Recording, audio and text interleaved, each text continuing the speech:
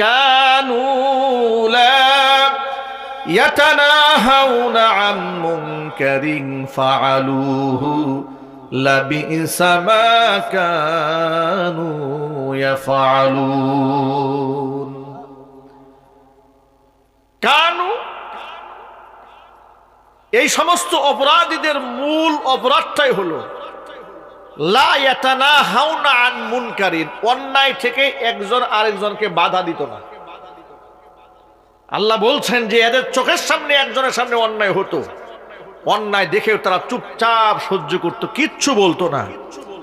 অন্যায় দেখে প্রতিবাদ তো করতোই না, চুপচাপ থাকতো। মনে রাখবেন, চুপ থাকা এটা হচ্ছে সমর্থনের লক্ষণ। কথা বলেন না কেন, ঠিক কিনা বলেন? আপনি চোখের সামনে একটা অন্যায় দেখলেন, আপনি চুপ থাকলেন, কি বোঝা গেল? কথা বলেন। আসসুকুতু নিসফুর রিজা, চুপ থাকা হচ্ছে সম্মতির অর্ধেকটা।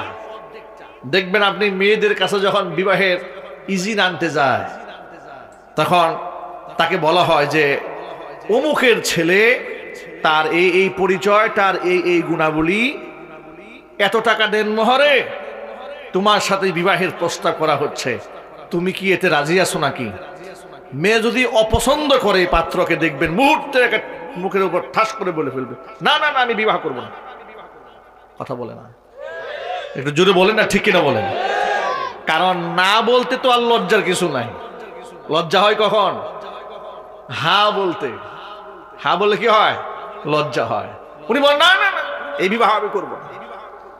পক্ষান্তরে যদি তিনি সম্মতি জ্ঞাপন করেন, চুপ থাকেন, কারণ হ্যাঁ আমি বিবাহ করব, মুখ ফুটে মেয়েরা এমন কথা বলা বড় কঠিন। আল্লাহর হাবিব বলেছেন, মেয়ের কাছে বিবাহের প্রস্তাব দেওয়ার পরে মেয়ে যদি চুপ থাকে, তুমি বুঝে নিবা সে সম্মতি জ্ঞাপন করেছে। জোরে কোন সুবহানাল্লাহ। সেখানে বলা হয় নাই তার মুখ থেকে বের করাই সারবা হা, না, বলা হয় নাই। ইসলামে লাজুকতাকে সম্মান করা হয়েছে। আল্লাহু আকবার বলেন। লজ্জাশীলতাকে কি করা হয়েছে? সম্মান করা হয়েছে। আল হায়াউ শুবাতুম মিনাল ঈমান, শুধু সম্মানই করা হয় নাই, লজ্জাকে ঈমানের শাখা বানিয়ে দেওয়া হয়েছে। আল্লাহু আকবার বলেন। ঈমানের অঙ্গ বানিয়ে দেওয়া হয়েছে। মনে করে আমার একটা দেহ, দুটো হাত আছে, দুটো চোখ আছে, দুটো পা আছে।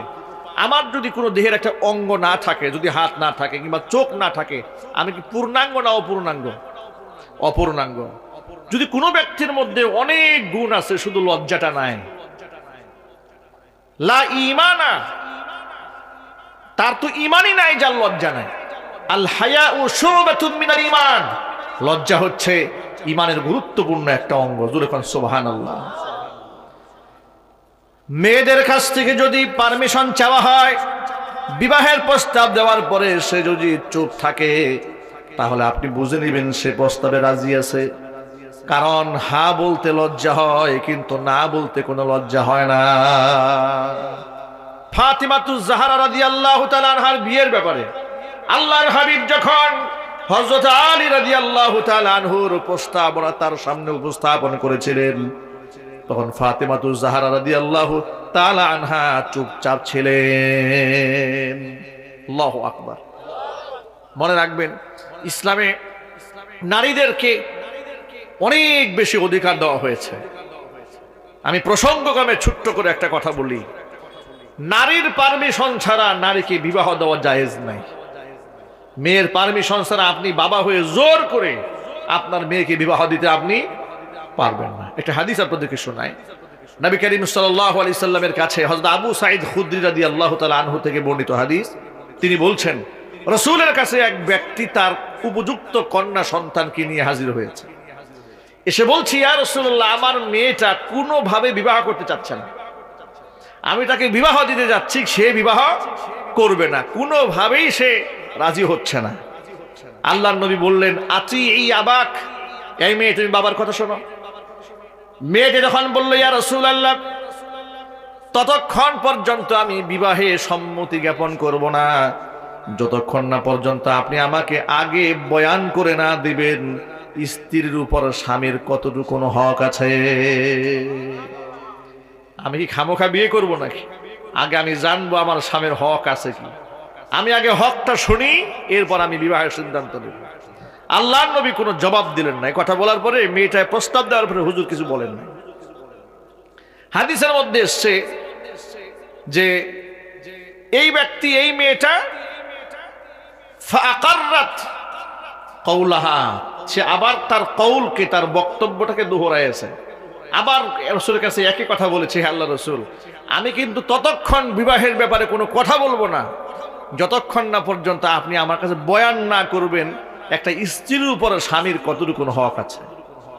দ্বিতীয়বার বলার পরে নবী করিম সাল্লাল্লাহু আলাইহি সাল্লাম এবার বলছেন, শোনো, একটা স্বামীর গায়ে যদি ফুসকা পড়ে কিংবা ঘা হয়, যদি ঘাটা পচে যায়, পচে সেই ক্ষত জায়গা থেকে রক্ত, পুজ কিংবা পানি বের হয়, সেই পানি যদি তার স্ত্রী তার নিজের জিহ্বা দিয়ে চেটে পরিষ্কারও করে, এরপরেও স্ত্রী তার স্বামীর হক আদায় করে শেষ করতে পারবে না। আল্লাহু আকবার বলবেন না? আপনি একটু আন্দাজ করেন ইসলামে স্বামীর মর্যাদা কোথায় উঠে দেওয়া হয়েছে। আজকে সেই জায়গায় মেয়েরা স্বামীর সাথে উচ্চ আওয়াজে কথা বলে, ডিমান্ড করে, বাজে কথা বলে, স্বামীর সাথে খারাপ আচরণ করে, স্বামীর সম্মান নিয়ে সিনিমিনি খেলে। আছে না নাই? চিৎকার দিয়ে বলুন, আছে না নাই? কথায় কথায় স্বামীকে মানুষের সামনে অপমানিত করে, লাঞ্ছিত করে, নিজের পার্সোনাল ম্যাটার গুলো পাবলিকলি শেয়ার করে। আফসোস, মাইকের আওয়াজ বাহিরে যাচ্ছে, আমি আমার মা বোনদের জ্ঞাতার্থে বলছি, মায়েরা বোনেরা কথাটুকু ভালো করে শুনে নেন। আল্লাহর নবী রাহমাতুল লিল আলামিন বলেছেন, লাউ কুনতু আমিরান আহাদান আন ইয়াসজুদা লিগাইরিল্লাহ